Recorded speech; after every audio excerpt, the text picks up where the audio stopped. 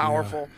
He's so vicious. Like his one-punch power at 135 is like nobody else's in the division. Like the way he starches people is crazy. Yeah, exactly. He gets so much torque and power into his punches, and he's so fast that he covers ground and his uppercuts, they're just devastating. Yeah, for sure. I think I can stop him. I'm much quicker than him. He's much stronger, much bigger, but we just gotta wait and see until we get in there and touch the waters. Joe Rogan looked genuinely stunned when Gervonta "Tank" Davis entered the press event before his exhibition bout with Jake Paul. Instead of the usual lean, compact physique fans recognize, Davis showed up noticeably bigger, his frame packed with more muscle and sharper definition than ever. Even Rogan, who's seen countless elite athletes up close, couldn't hide his surprise. The kind of reaction that only comes when someone exceeds every expectation. I'm a giant Gervonta fan. I think that guy is so unusual. Yeah. His style's so unusual, and his patience. The Leo Santa Cruz fight was really something for me, because Leo Santa Cruz is a technician, Mexican style, and the fight was very close before Tank stopped him. But he has that power that can end it. He finds these openings, and he sees them, but he doesn't go after them right away. He waits for the right time. He's so patient. Like when you watch the early rounds of his fights, he probably has the lowest punch count in the early round. But he also knows he's got that nuclear option, that if he can crack you, most likely he's going to take you out. He's got massive confidence in that. During the face-off that followed, Davis seemed deliberately reserved about showcasing his new physique.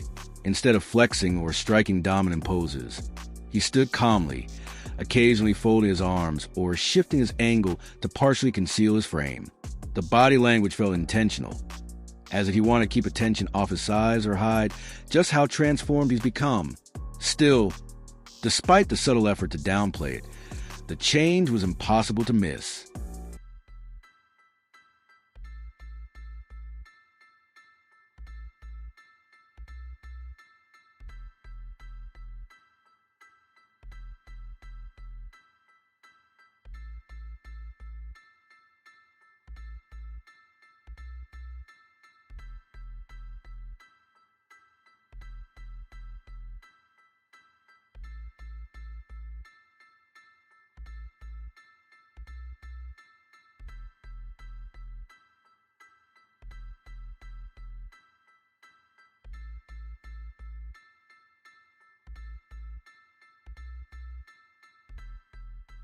Joe Rogan notes that Jake Paul's moves are driven more by promotion than pure competition.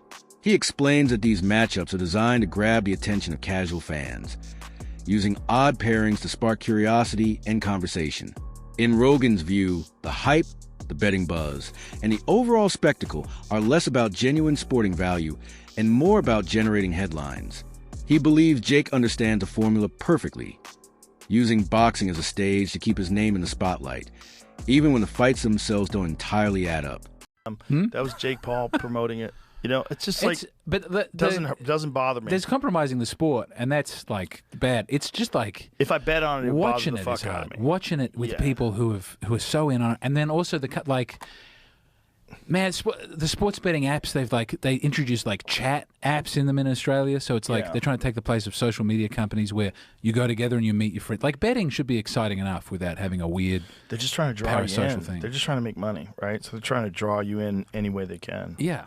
Davis, a lightweight champion who usually competes around 135 pounds, is stepping far outside his usual division to face Jake Paul, a fighter who's been competing near the cruiserweight limit.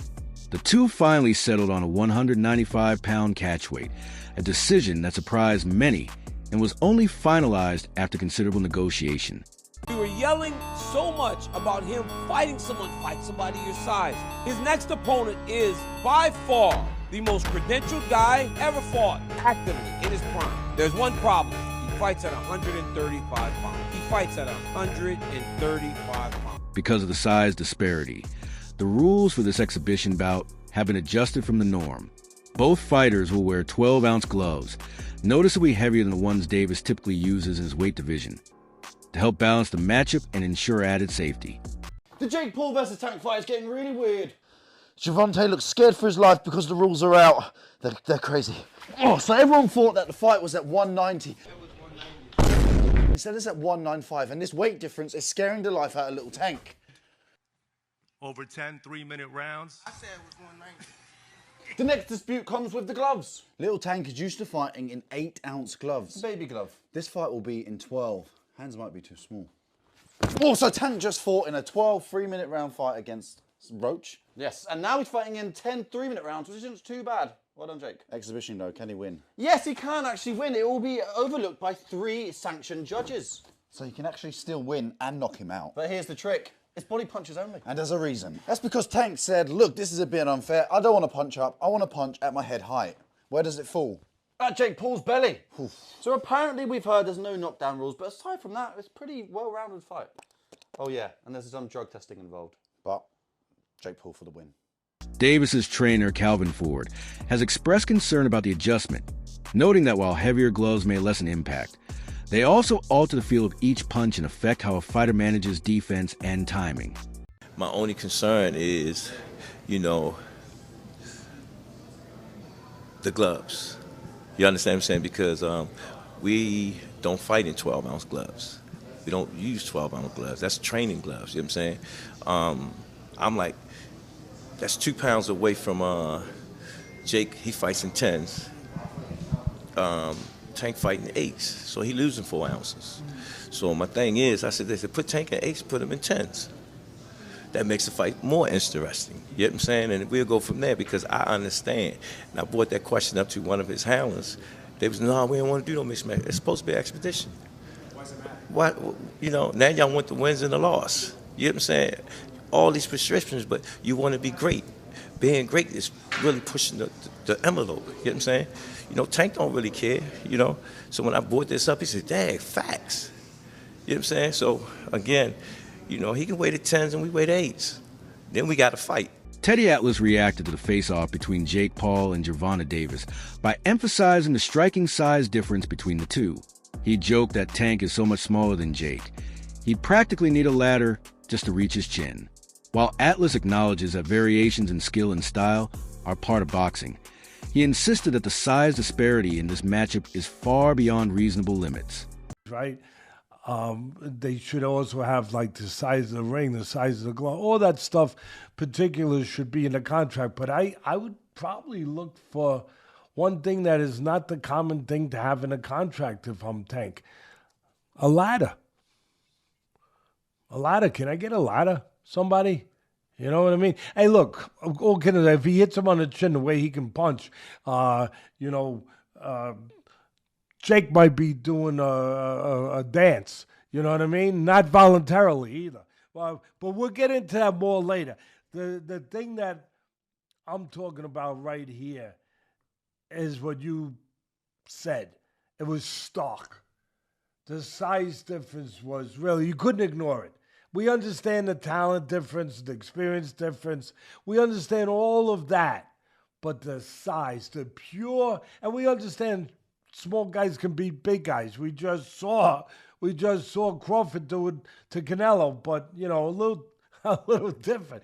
The size difference was, it was eye-catching, jaw-dropping.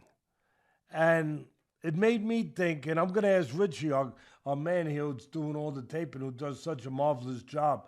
I'm going to ask him, because I know he's an expert in this area, but it reminded me of one of the Rocky movies where they had where they did the wrestling thing with Rocky and Hulk Hogan, a.k.a. Thunderlips. He was Thunderlips back there. And I thought I had it right, and it was confirmed to me. It's Rocky 3. He compared the situation to Canelo Alvarez moving up to face Terrence Crawford, but pointed out that Crawford was never that undersized, whereas Tank is simply too small to reach Jake effectively, making the fight look uneven from the outset. Fans, analysts, and media outlets have all voiced concerns about the fairness and safety of such a matchup. The controversy extends beyond Davis himself, raising broader questions about how the fight is being marketed, whether it upholds safety standards, and what kind of precedent it might set for future exhibition or celebrity-style bouts. Joe Rogan is among those noting that this matchup pushes boxing into highly unorthodox territory. Jake Paul, I think when he weighed in for Mike Tyson, was 227 pounds. That is, if I'm not mistaken, a 92-pound weight difference. It's insane. That is called one thing. That's called being a bully. Dana, White hasn't held back his skepticism about the Jake Paul versus Gervonta Davis matchup. He criticized Paul for handpicking opponents, arguing that he should be facing fighters closer to his own size. White even compared Davis to Floyd Mayweather in terms of power, saying Tank actually punches harder, but emphasized that his size disadvantage makes a huge difference. According to White, Paul could easily use his physicality to overwhelm Davis. As he put it bluntly, you guys need to fight people your own size. Tank is one of the most interesting fighters to watch because he's so different. His style is so different. You know, he's so economical. Like, he puts pressure on guys without throwing too many punches, and then starts to figure holes out, and the way he can explode and move in with one shot, my God. Yeah, he very explosive. He's very explosive, and man, he be cracking them dudes. Hey, he be putting them to sleep. Just cracking people. Yeah. And he has so much confidence in his power. So much confidence in his power. You know, he just, in his mind, he know it's a matter of time before I catch you. Yeah. And that's the thing with Tank, you know, these fighters. You got to be aware 15 rounds. I know you're going 12, but you got to think you're going 3 more because one slip, one mistake, and it's over. Yeah. You know, so hats off to Tank. You know, he's a great, talented fighter. But again, he haven't faced the top elite fighters in his division. Right. You know, so we want to see Tank against, you know, somebody his size, you know, at the elite level. Yeah. And I believe he'll do good because, you know, he got the skills, the power, he got the ring IQ to do good, but we haven't seen that yet. Yeah, he's also wild. He's a wild fella, so he's fun to watch. You know, he's just a crazy dude, you know. Yeah. Coming from Baltimore, man, I think that's just his upbringing as well. Yes, for sure. He's just so unique in his approach. Like, you know, he doesn't fight like anybody else. Yeah. Joe Rogan has consistently expressed deep respect for Gervonta Davis, both for his skill and his rapid ascent in the boxing world. After Davis's knockout win over Rolando Romero, Rogan hailed him as a rising superstar, praising his rare mix of power, precision, and showmanship. Following the Davis versus Ryan Garcia bout, Rogan described Tank's presence in the ring as quietly terrifying, noting that even when Davis starts cautiously, the sense of danger never fades because the knockout threat is always just one punch away. Like that Ryan Garcia one, where Gervonta Davis caught him with that left hook to the body. People were saying that he quit. No. He never been hit in the liver. Oscar De La Hoya quit the same way with Bernard Hopkins. With the same thing. Same body shot. Same left body shot. And he tried to come, and he tried to take a step out that corner and not the front of his foot even moved. He just went down. He's like, man, this is it. And if you get kicked to the body. Oh, my God. Oh, my God. A kick to the body is so goddamn devastating, especially a spinning back kick. You could literally pick someone up in the air. It's like they get hit by a car. Any kick. To that. It's really something to see a kid who has nothing, born into extreme poverty, become a world champion, like Gervonta Davis. Yeah. It's an inspiring story. It is, and it's great for everyone because it gives you fuel. Like, for a person who's coming up in life, even if you're not a fighter, you see what someone's gone through, and you see the success that hard work has created. Right. And it can be a roadmap for your own life.